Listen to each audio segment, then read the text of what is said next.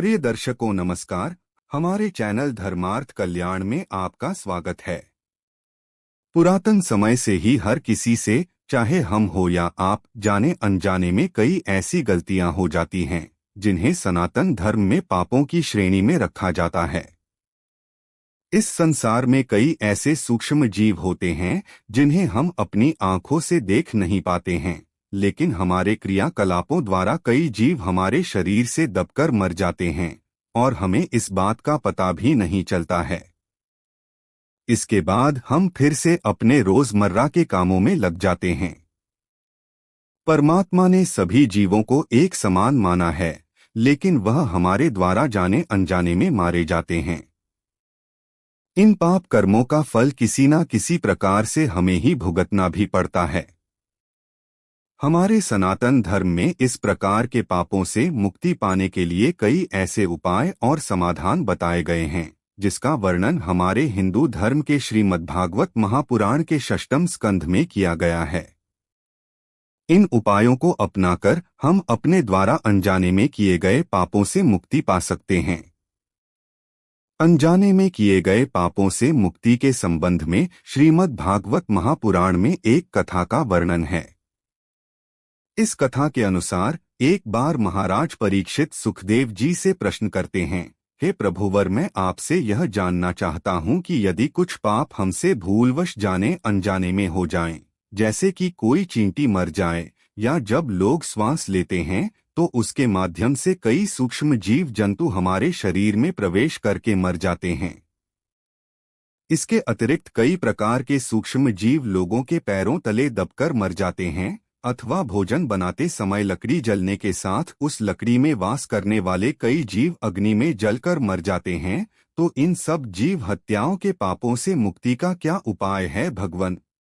तब सुखदेव जी महाराज राजा परीक्षित से कहते हैं, हे राजन, ऐसे पापों से मुक्ति पाने के लिए मनुष्य को प्रतिदिन 5 प्रकार के यज्ञ करने चाहिए।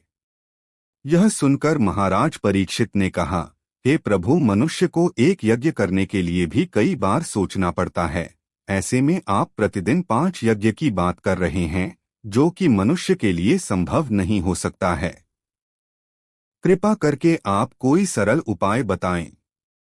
तब सुखदेव जी ने राजा परीक्षित से कहा, हे राजन, मेरे द्वारा बताए जाने वाले ये 5 यज्ञ बहुत कठिन नहीं हैं। ये पांचों यज्ञ अत्यंत ही सरल और आसान हैं, जिनको कोई भी इंसान अपनी नित्य दिनचर्या के साथ कर सकता है। हे राजन, कृपया आप इन यज्ञों के बारे में ध्यानपूर्वक सुनें। प्रथम यज्ञ है, गाय को रोटी खिलाएं। हे राजन, अनजाने में किए गए पापों से मुक्ति के लिए पहला यज्ञ यह है कि जब भी घर में रोटी बने तो पहली रोटी गौमाता के लिए अवश्य निकाल देनी चाहिए। गौ सेवा से इंसान धन धान्य से परिपूर्ण तथा पापों से मुक्त होता है। दूसरा यज्ञ है, चींटियों को भोजन। इस यज्ञ के अनुसार हर रोज 10 से 20 ग्राम आटा अथवा कोई मीठा पदार्थ चींटियों को खिलाना चाहिए या फिर वृक्ष के नीचे रख देना चाहिए, जिससे कि चींटियां आकर उन्हें खा सकें। तीसरा यज्ञ है, पशु पक्षियों को अन्नदान। हे प्रजापालक महाराज परीक्षित, तीसरे यज्ञ के अनुसार पशु पक्षियों को रोज अन्न और अनाज के दाने अवश्य खिलाएं अथवा अपने घर की छत के ऊपर बर्तन में जल अवश्य रखें, जिससे कि गर्मियों के समय में जल की कमी के कारण कोई भी पशु पक्षी प्यास से अपने प्राण न त्याग दे। चौथा यज्ञ है, मछलियों को आटा दें। हे राजन, चौथे यज्ञ के अनुसार जलाशय में मछलियों को आटे की बनी गोलियां अवश्य डालना चाहिए। ऐसा करने से बहुत बड़े पुण्य फल की प्राप्ति होती है, जो अनेकों पापों को मिटाने वाला है। पांचवा और अंतिम यज्ञ है, अग्नि को भोग लगाना। हे राजन, पांचवें और अंतिम यज्ञ के अनुसार घर में जब भी भोजन बने तो घर के सदस्यों को भोजन खिलाने से पहले रोटी के टुकड़े में घी लगाकर अथवा घी न होने पर बिना घी के ही उस अग्नि को भोग अवश्य लगाना चाहिए जिस पर आप भोजन बना रहे हैं। ऐसा करने से यज्ञ के समान ही फल की प्राप्ति होती है।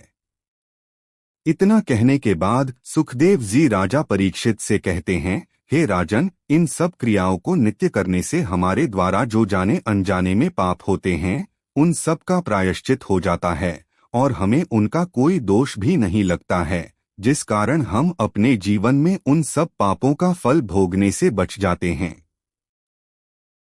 प्रिय दर्शकों, यह थी हमारी आज की प्रस्तुति। आपको हमारी आज की प्रस्तुति कैसी लगी, कृपया कमेंट करके हमें अवश्य बताएं और हमारे चैनल को सब्सक्राइब करके हमारा सहयोग करें। धन्यवाद।